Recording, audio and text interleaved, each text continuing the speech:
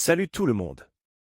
Aujourd'hui, on décortique la fin de Raised by Wolves, une série qui nous laisse avec plus de questions que de réponses. Le premier saison a déjà posé les bases d'un mystère fascinant, la Terre et Kepler, deux planètes étrangement similaires. On voit des points communs entre leurs formes de vie, mais quel est le lien? Ont-elles un passe commun? L'épisode final, intitulé Le commencement, est particulièrement troublant. On réalisait que tous les personnages sont des pions, manipulés par une force invisible, une entité qui tire les ficelles.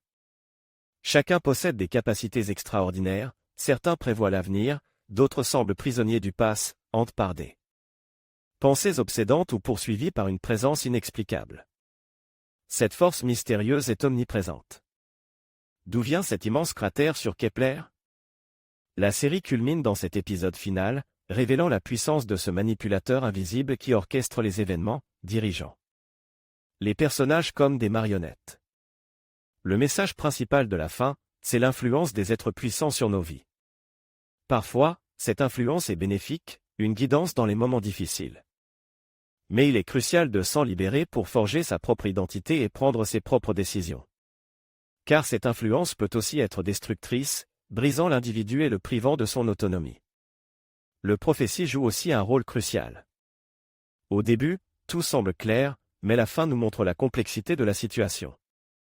Paul, le jeune garçon, possède un lien particulier avec cette force, une sensibilité hors du commun qui lui permet de percevoir des événements invisibles aux autres. Il semble être l'élu, destiné à un rôle précis. Son intelligence et son discernement lui permettent de démêler le vrai du faux.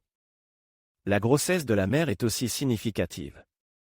Elle porte un enfant non pour elle, mais pour servir le plan de cette force mystérieuse, qui a besoin de nouveaux individus aux pouvoirs exceptionnels. La découverte de vie sur Kepler est une autre révélation majeure. Des humanoïdes vivent parmi les fossiles, inversant le processus évolutif humain. Ils ont subi des mutations qui les distinguent de nous, mais ils partagent une même origine évolutive avec les personnages de la série. Culminant avec l'enfant né à la fin, une créature étrange, une sorte de serpent gluant. Cette créature représente le sommet de cette évolution, un lien direct avec les fossiles de Kepler. Pourquoi? Voilà une question qui reste ouverte. Voilà pour mon analyse de la fin de Raised by Wolves.